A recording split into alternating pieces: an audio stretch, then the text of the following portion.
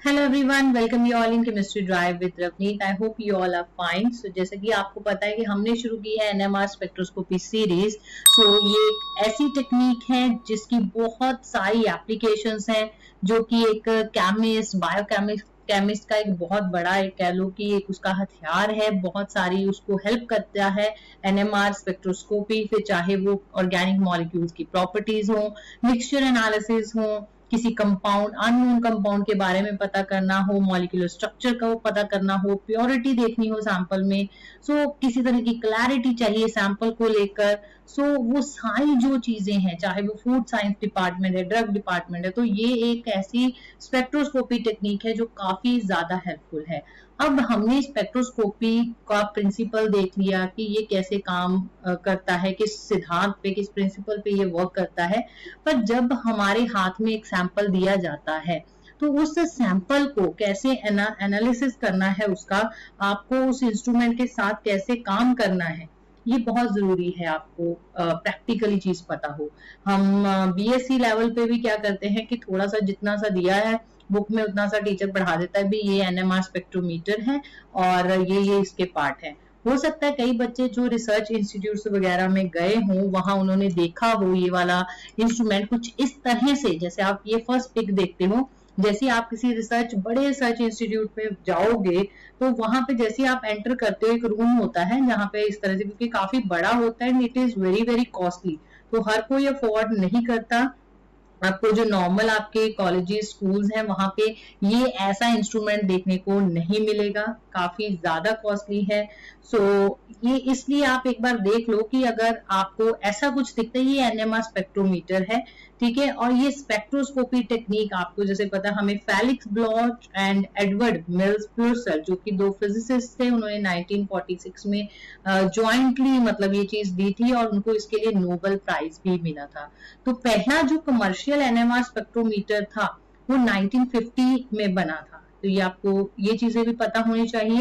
And until now जो NMR spectrometer है, ये एक असेंशियल, जैसा मैंने कहा कि एक टूल बन चुका है रिसर्चर्स एंड केमिस्ट का। जो एक चीज 1950 में बनी थी, देख लो आज 2023 में भी उसका कितना ज्यादा जो है, तब जो हमारे साइंटिस्ट ने जो रिसर्चेस की थी उनका हमें आज तक कितना बेनिफिट हो रहा है।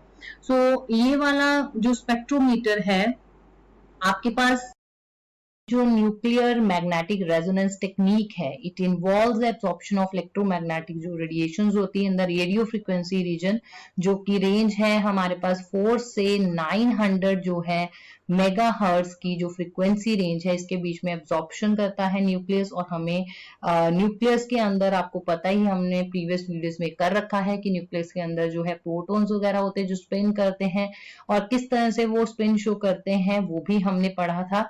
कि जैसे हम रेडियो फ्रिक्वेंसी देते हैं तो क्या होता है कि पहले जैसे मैग्नेट में है आपका सैंपल, तो वो क्या करेगा, उसके साथ अलाइन करने की कोशिश करता है, बट जैसे ही रेडियो फ्रिक्वेंसी दोगे तो वहां पे फ्लिपिंग होती है and you will get the signal. And more over ये सारा जो एनएमआर टेक्निक है, ये एट द एंड किस पे बेस्ड था, हमने देखा था आई की वैल्यू पे, यानी कि स्पिन क्वांटम नंबर की वैल्यू पे बेस्ड था। तो थोड़ा सा जस्ट रिफ्रेश करते हैं साथ साथ में कि हमने कहा था कि हमारे पास ये जो आई है, आई की वैल्यू डायरेक्टली रिलेटेड होती है to the mass number, and you know that mass number is what, it is the number of protons and the neutrons, and also to the atomic number. Atomic number is related to the, ठीक है, ये दो चीजों पे आपकी depend करती थी, ठीक है, हमारे पास mass number and the atomic number. तो फिर हमने कहा था कि मास नंबर में प्रोटॉन न्यूट्रॉन आ जाते हैं और एटॉमिक नंबर में हमारे पास नंबर ऑफ प्रोटॉन्स आ जाते हैं। और हमने ये देखा था कि हमारे पास जो एलिमेंट जो है have either an odd atomic number, odd हमारे पास या तो एटॉमिक नंबर, एक चीज है ऑड होनी बहुत जरूरी है, या तो एटॉमिक नंबर ऑड हो या मास नंबर ऑड हो, तभी आई की जो है कुछ वैल्यू होगी, आई की वैल्यू 0 नहीं होगी। और जिसकी आई की वैल्यू होगी, कुछ वैल्यू होनी चाहिए, वही हमारा जो है स्पिन एक्टिव होगा, वही हमें एनएमआर स्पेक्ट्रोस्कोपी जो है सिग्नल हमें देगा। तो यहाँ पे जैसे हाइड्रोजन का हमने कहा था कि H1 हो गया, कार्बन के हमने बताया कि 13 कार्बन है, उसका आप एनएमआर स्पेक्ट्रा ले सकते हो, ठीक है। देन आफ्टर दैट हम ज्यादा प्रिंसिपल वगैरह में अब नहीं जाएंगे, सीधा कंपोनेंट्स पे आते हैं। सो कंपोनेंट्स जो रहते हैं एनएमआर स्पेक्ट्रोमीटर के, तो आप पहले चाहे नोट भी कर सकते हो कि जैसे हमें जो मेन कंपोनेंट्स रहेंगे एनएमआर के, जैसे मैग्नेट्स हम पढ़ेंगे, कौन कौन से मैग्नेट्स होते हैं उनके बारे में पढ़ेंगे। देन बहुत जरूरी है किसमें आप सैंपल रख रहे हो, तो sample holder should be there. Then obviously the radio frequency जो है कॉइल्स हमारे पास रहती हैं। देन उसके बाद स्वीप जनरेटर रहेगा, sweep generator. Then we have radio frequency transmitters, RF transmitter, the fifth one, RF transmitters.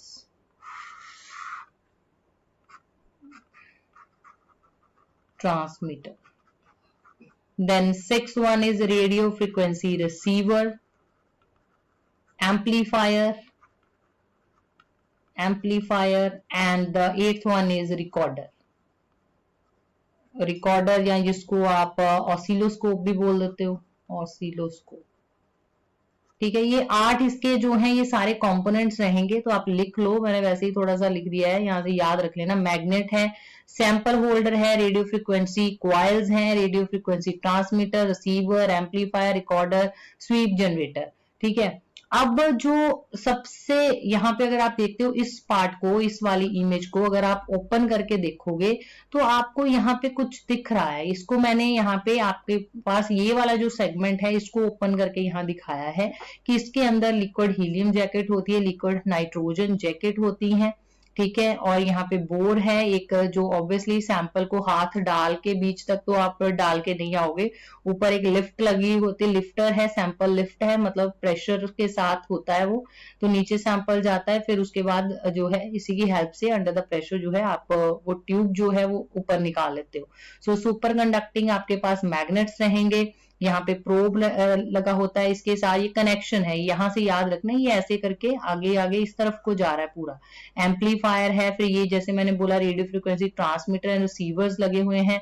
फिर उसके बाद ये क्या करते हैं, ये रिसीवर कुछ इस तरह से टाइम वर्सेस इंटेंसिटी जो भी स्पेक्ट्रा है हमारे पास उसको करेंगे और उसको कन्वर्ट करेंगे into the ppm versus intensity. ठीक है, यानी कि chemical shift and versus intensity में आपके पास स्पेक्ट्रम आता है। तो इसको ओपन करके एक थोड़ा ये डायग्राम दिखाया है, इसको और सिंप्लीफाई करते हैं, चलते हैं इस डायग्राम में जो कि आपकी बुक्स में आपको देखने को मिलता है ज्यादातर। तो आपकी केमिस्ट्री की ऑर्गेनिक बुक्स में आपको यही डायग्राम देखने को मिलेगा, ऊपर वाले तो मुझे नहीं लगता आप में से कईयों को पता भी होगा। सो ये वाला डायग्राम में भी क्लियरली लिखा हुआ है, देखिए ये मैग्नेट्स हैं, ये वाले मैग्नेट्स रहते हैं, और ये आपका सैंपल होल्डर है यहाँ पे। ठीक है, और ये स्वीप कॉइल्स, जो स्वीप कॉइल्स है रेडियो फ्रीक्वेंसी स्वीप कॉइल्स आ गई यहाँ पे, ये रेडियो फ्रीक्वेंसी ट्रांसमीटर कनेक्ट है, ये जनरेटर है, ये रेडियो फ्रीक्वेंसी रिसीवर एम्पलीफायर है, फिर ये आगे सिग्नल भेजेगा टू द रिकॉर्डर। अब इसको भी और हाईलाइट करके थोड़ा हम इसको एनलार्ज कर लेते हैं इमेज को, तो आपको देखने में ये देखो ऐसे लग रहा है जैसे डायग्राम्स आपने देखा कि ये कुछ ऐसे कॉइल्स हैं, ये सैंपल है हमारा होल्डर, इसके अंदर अगर आप इसको देखोगे तो ये इस तरह से कुछ कॉइलिंग होती है, ये मैग्नेट्स भी कुछ इस तरह से होते हैं। दिख रही है आपको ये कॉइलिंग?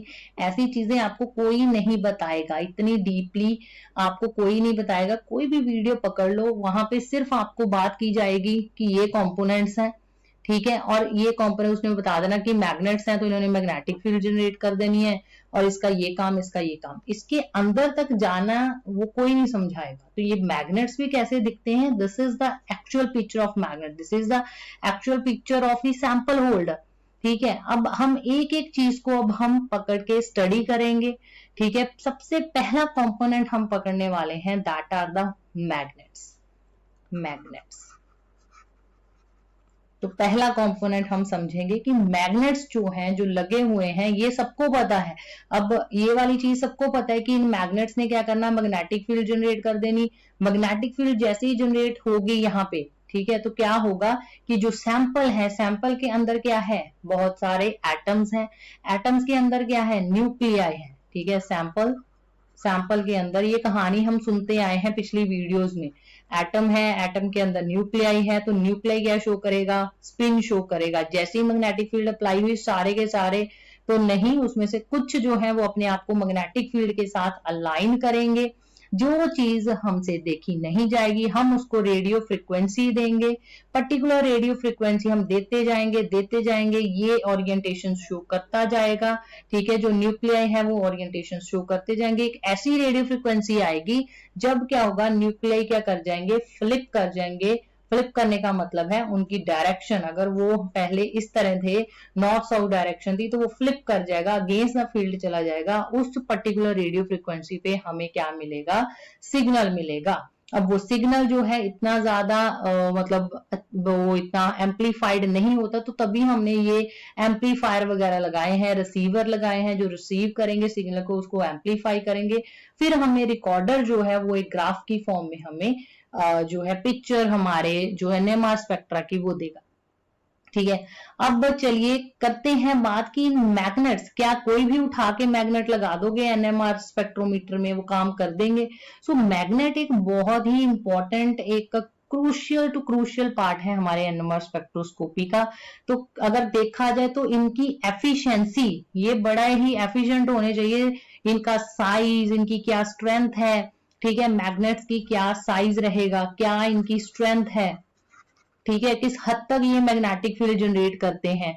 तो ये चीजें काफी ज्यादा आपको पता होनी चाहिए मैग्नेट्स के बारे में। तो हमारे पास बेसिकली 3 तरह के मैग्नेट्स मैं आपको बता रही हूँ यहाँ पे। पहला है सुपर कंडक्टिंग मैग्नेट, ये चीजें लिख लो, ना ही बुक्स में होंगी, आप ऐड कर सकते हो। BSc के बच्चे भी इस चीज को ऐड करोगे तो मार्क्स ज्यादा ही मिलेंगे आपको। सो सुपर कंडक्टिंग मैग्नेट्स जो होते हैं वो सुपर कंडक्टिंग वायर्स के बने होते हैं, और बहुत जरूरी होता है कि जो सुपर कंडक्टिंग मैग्नेट्स होते हैं इनको कूल करना पड़ता है जब हम NMR अपना एनालिसिस कर रहे हैं। So during our work, during our operation, so we need to cool this superconducting magnets. So ये जो सुपर कंडक्टर वर्ड है, आपने पढ़ा होगा पहले भी कहीं कि सुपर कंडक्टर वो होते हैं जो ऑलमोस्ट जीरो रेजिस्टेंस प्रोवाइड करते हैं, है ना, जीरो रेजिस्टेंस प्रोवाइड करते हैं। तो बिल्कुल वैसा ही इसका काम है, ये भी ऑलमोस्ट, ये जो मैग्नेट ऑलमोस्ट जीरो रेजिस्टेंस देते हैं, तभी ये काफी इंटेंस मैग्नेटिक फील्ड प्रोड्यूस करते हैं।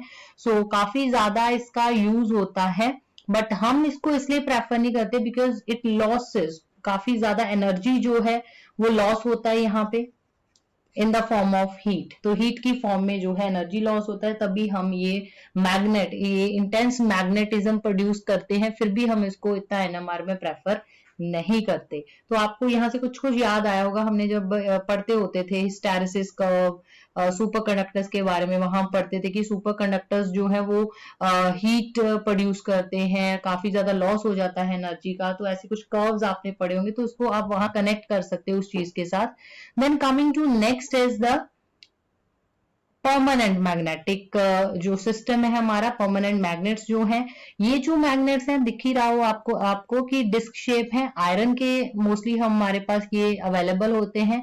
सो इसका कुछ आप यहाँ देख सकते हो, ये फर्स्ट वाले डायग्राम में आप देख सकते हो कि ये यहाँ पे सैंपल ट्यूब होल्डर है, यहाँ पे आपका सैंपल रहेगा, और ये देखिए सैंपल ट्यूब आपकी जब ऐसे इंसर्ट हो जाएगी अंदर, तो ये साइड पे मैग्नेट्स लगे हैं जो इसको मैग्नेटिक फील्ड देंगे। डिस्क शेप स्ट्रक्चर है, और ये वाले परमानेंट, इनमें मतलब रहता ही है मैग्नेटिज्म। ये कुछ ऐसे मटेरियल के बने हैं जिनके एटम्स जो हैं वो परमानेंटली अलाइंड इस तरह से रहते हैं कि वो एक मैग्नेटिक फील्ड हमेशा अपने इर्द गिर्द रखते ही रखते हैं। और अरेंजमेंट भी आपने देख लिया इस तरह से, NMR जो स्पेक्ट्रोमीटर्स के अंदर अरेंजमेंट लगा होता है, इसको हम ऑल्दो ये जो मैग्नेट्स हैं ये लेस पावरफुल तो हैं, लेस पावरफुल पर कन्वीनियंट है टू यूज। तो मोस्टली हम जो अपना NMR होता है स्पेक्ट्रोमीटर, उसमें यही प्रेफर करते हैं। ठीक है, बेंच टॉप हमारे पास NMR स्पेक्ट्रोमीटर होता है, तो वहां तो फॉर कन्वीनियंस पर्पस हम परमानेंट मैग्नेट ही यूज करते हैं। सो परमानेंट मैग्नेट एक तरह से हमारे को क्या देते हैं, होमोजीनियस मैग्नेटिक फील्ड जनरेट करते हैं, और ये मैग्नेटिक फील्ड हमारे सैंपल ट्यूब पे फॉल करती है, और सैंपल ट्यूब में होता है हमारा सैंपल जो फिर उसके अकॉर्डिंगली क्या करता है, रिएक्ट करता है। Then coming to next is, ये भी आप देखिए एक और मैग्नेट होता है रेजिस्टिव मैग्नेट। रेजिस्टिव मैग्नेट किसके बने होते हैं? कॉपर एंड एल्यूमिनियम के बने होते हैं, नॉर्मल मेटल्स हैं उसी के बने होते हैं। सो ये जो फ्लोरिडा पीटर मैग्नेट टेक्नोलॉजी एक टेक्निक है जिससे ये मैग्नेट्स बनाए जाते हैं। इस पे हम कभी हमारे पास टाइम हुआ तो हम इस टेक्निक पे भी बात करेंगे। सो इसमें क्या होता है कि कॉपर की शीट्स होती हैं, आप देख सकते हो यहाँ पे ये वाली जो पिक्चर है, this is the resistive magnet. So copper sheet metals होती हैं और इसके बीच में आपको ये छोटे छोटे से होल्स दिख रहे होंगे, ठीक है, तो ये कूलिंग होल्स कहा जाता है। सो शीट्स के बीच में कूलिंग होल्स होते हैं। तो ये जो जैसे आप वोल्टेज क्रॉस दिस कॉइल आप वोल्टेज दोगे तो क्या होगा कि करंट फ्लो करना शुरू करेगा और ये हेलिक्स की फॉर्म में जो है करंट फ्लो करना शुरू होगा, जिसकी वजह से एक फील्ड जो है वो जनरेट होती है, magnetic field. And you know whenever the current flows through the coil it always generate the magnetic field. So it happens same इसी तरह से हमारे पास परमानेंट मैग्नेट में होता है, सेम हमारे पास सुपर कंडक्टिंग मैग्नेट्स में होता है। मैग्नेटिक कॉइल्स में से करंट पास करेगा तो एक मैग्नेटिक फील्ड जनरेट होगी ही होगी।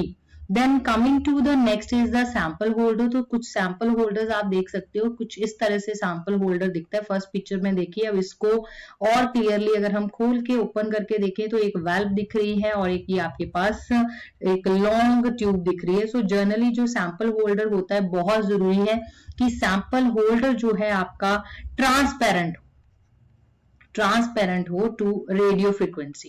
ये ना हो कि वो एक ऐसे मटेरियल का बना हो जो खुद एब्जॉर्प्शन शो करे, नहीं। सो बड़ा जरूरी है कि जो आपके पास सैंपल होल्डर्स हैं वो मोस्टली ग्लास या पायरेक्स का बनाया जाता है, ग्लास और पायरेक्स का बना होता है, because they do not show any kind of absorption in the radio frequency range. तो बेसिकली इनकी जो लेंथ होती है 6 to 7 इंच की होती है, इंचेस लॉन्ग होती हैं ये ट्यूब। एंड इनका जो डायामीटर रहता है वो 1/2 इंच का रहता है डायामीटर।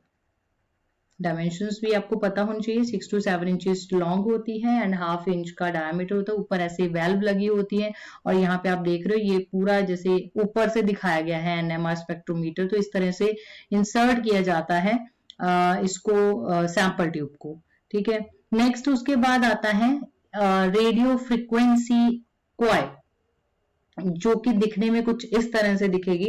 सो रेडियो फ्रीक्वेंसी कॉइल जो है हम यूज करते हैं to transmit the magnetic field into the desired region. And ये जो है they induce the magnetic field when the electric current flows to them. तो एक मैग्नेटिक फील्ड एक रेडियो फ्रीक्वेंसी जनरेट होती है हमारे पास। सो जब भी इनमें करंट जो है इन कॉइल्स में पास करता है तो इस तरह से रेडियो फ्रीक्वेंसी कॉइल्स होती हैं।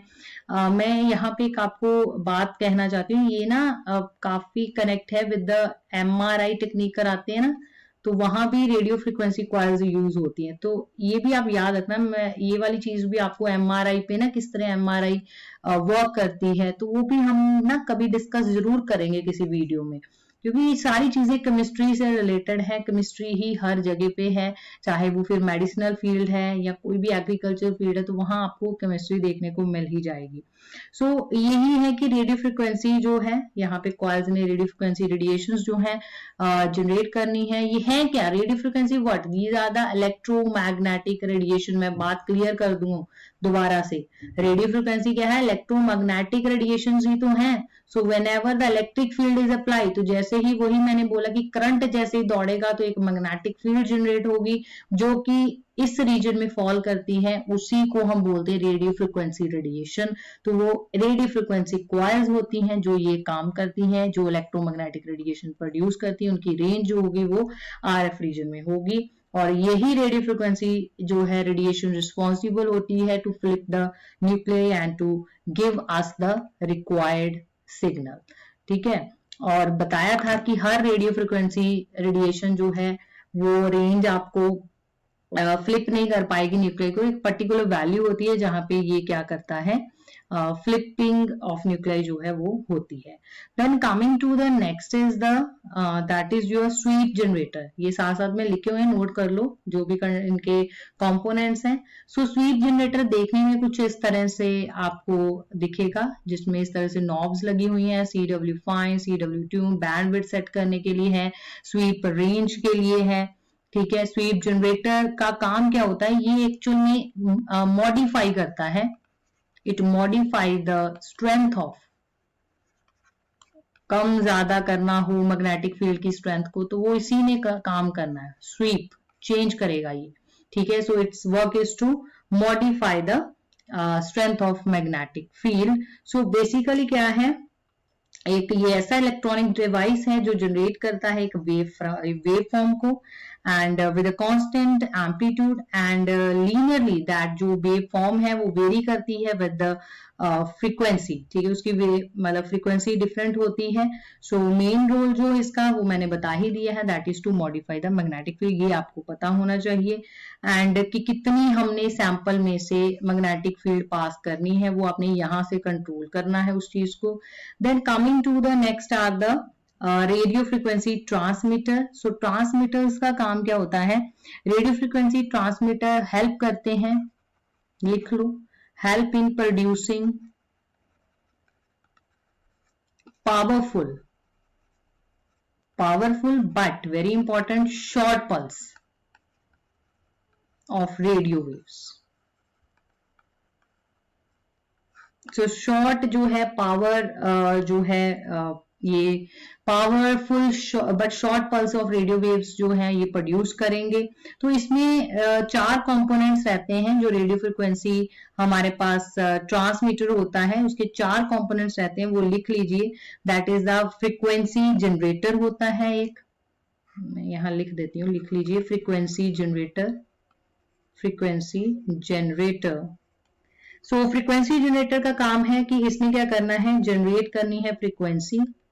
इसको क्लियरली थोड़ा सा नीचे ले जाते हैं, आप यहाँ पे लिख लो, frequency generator generate frequency. Waveform होती है हमारे पास जनरेटर, वेव फॉर्म लिख लो यहाँ पे। वेव फॉर्म जनरेटर क्या करता है, शेप करता है, जैसे आपको चाहिए पल्स जितनी चाहिए तो उसकी रिक्वायरमेंट के अकॉर्डिंग आप उसको शेप कर सकते हो by using this wave form generator. Then you have the gate. Gate का काम क्या है, जैसे डैम के गेट्स होते हैं तो आपको जब पानी आगे फ्लो करना होता है तो गेट्स आप बंद कर देते हो, ठीक है, जितना जाना है पानी जाए, बाद में गेट्स बंद। तो बस इसका भी वही काम है, इसने क्या करना है, switches the transmission of pulses. जब आपको है लग रहा है कि आपको शॉर्ट पल्सेस जितनी देनी थी उतनी देनी है, अब आपको ऑफ करना है सिस्टम को, जब जिस टाइम पे आपको ऑफ करना है ऑन करना है वो आप यहां से कंट्रोल करोगे फ्रॉम द गेट स्विच जो होगा। देन पावर एम्पलीफायर्स जो होते हैं, पावर एम्पलीफायर्स का काम होता है रेडियो फ्रिक्वेंसी की पावर को बढ़ाना, ठीक है, कि अगर आपको उसको वैल्यू को बढ़ाना है, आपको उसको फोरियर ट्रांसफॉर्म एनएमआर के अकॉर्डिंग लेके जाना है, तो आप इसके जो है हेल्प से इस चीज को कर सकते हो। फिर उसके बाद आता है radio frequency receivers, next component है ये आपका। So radio frequency receivers, so radio frequency receiver का काम क्या करता है कि ये डिटेक्ट करता है, एक तो डिटेक्ट करता है जो भी रेडियो फ्रिक्वेंसी पीछे से सिग्नल आ गया, ठीक है, ट्रांसमीटर ने आगे इसको रिसीवर को भेज दिया, उस सिग्नल को इसने डिटेक्ट करना है और उसको रिसीव करना है। रिसीवर का काम ही ये है कि मैंने उसको रिसीव करना है, और इसने क्या करना है, then it will convert the analogue NMR signal to digital form. ये भी आप इसमें ऐड कर लीजिए कि ये कन्वर्ट करेगा the analogue NMR signal to digital format. Obviously हम डिजिटल फॉर्मेट में ही चीज को स्टडी करते हैं, ठीक है। और सुटेबल रेडियो फ्रिक्वेंसी रिसीवर्स जो होते हैं हैविंग इफेक्टिव रेजोल्यूशन एंड जो कन्वर्जन करते हैं बैंडविड्थ की, वही हम प्रेफर करते हैं अपने एनएमआर स्पेक्ट्रोमीटर में। जो बैंडविड्थ ही ना डिटेक्ट कर पाए, जो ये चीजें कन्वर्जन ही ना अच्छी तरह से कर पाए, तो वो हमें रिसीवर जो है हमारे काम के नहीं होते। Coming to the next is amplifier. So now what is the function of amplifier is, amplifier का काम होता है कि जो भी एनएमआर सिग्नल इसने कन्वर्ट कर दिया है ना, अब उस चीज को उसमें से नॉइज वगैरह निकाल देनी है और उसको एम्पलीफाई करना है, उसकी विजिबिलिटी को इम्प्रूव करना है, ठीक है। और वो कैसे एम्पलीफायर करेगा, उसकी फ्रीक्वेंसी को एडजस्ट करके, फ्रीक्वेंसी एडजस्ट करेगा अपने आप, ठीक है, ये सारा कंप्यूटराइज्ड ही होती है, सारी चीज मैन्युअली नहीं है, अपने आप ही एम्पलीफायर ने सिग्नल्स को जो है फ्रीक्वेंसीज को इसने एडजस्ट कर लेना है। ठीक है, इसके पास अंदर ही इसके फिल्टर्स होते हैं, अपर पास एंड लोअर पास फिल्टर्स होते हैं, वो यूज करके इसने फ्रीक्वेंसीज एडजस्ट करके हमारे को एक बढ़िया वाला जो विजिबल डिजिटल फॉर्मेट वाला एक जो है सिग्नल वो ये देगा। ठीक है, सो बेसिकली SRS जो है 560 एम्पलीफायर हम यूज करते हैं इन द NMR स्पेक्ट्रोस्कोपी। लिख देती हूँ यहाँ पे, आप लिख सकते हो SRS 560 एम्पलीफायर, ये हम मोस्टली यूज करते हैं। Then last but not the least is the recorder. Recorder को हम क्या बोलते हैं, और ऑसिलोस्कोप। ऑसिलोस्कोप, रिकॉर्डर या ऑसिलोस्कोप का काम क्या है कि इसमें अब जो एक तरह से कंप्यूटर ही होता है, मैं यहाँ पे आपको पिक्चर भी इसकी दिखा देती हूँ, ये रिकॉर्डर है। सो एक तरह से कंप्यूटर ही होता है जो रिकॉर्ड करता है, रिकॉर्ड करेगा, एनालाइज करेगा, समझेगा उस चीज को, जो भी डाटा पीछे से आया है तो रिसीवर से आया है उस चीज को ये समझेगा, एनालाइज करेगा, उसको स्क्रीन पे डिस्प्ले करेगा। सो ये इसका काम है। सो आई होप आप लोगों को ये किस तरह से वर्किंग होती है NMR स्पेक्ट्रोमीटर की, व्हाट आर द वेरियस जो इसके सिस्टम में कंपोनेंट्स रहते हैं, उनका आपको क्लैरिटी हो गई होगी। अभी ये टेक्निक जो है यहीं पे खत्म नहीं होती, बहुत जरूरी है। आपने जैसा मैं कहती हूँ कि चलाना चीज को सीख लिया, कैसे ये वर्क कर रहा है वो चीज सीख ली, पर अगर आपने सैंपल ही ढंग से बनाया नहीं होगा, ठीक है, तो फिर क्या होगा, फिर तो ट्यूब भी कुछ नहीं करेगी, मैग्नेट भी कुछ नहीं करेगा। सो बहुत जरूरी है कि सैंपल जो है उसको भी आप ढंग से बनाना सीखिए। So I hope we can continue it in the next video. तो सैंपल्स के बारे में हम थोड़ा सा सॉल्वेंट्स के बारे में और कंटिन्यूटी थोड़ी सी इसी को लेके करेंगे। सो ये फर्स्ट पार्ट हो गया आपका NMR स्पेक्ट्रोमीटर।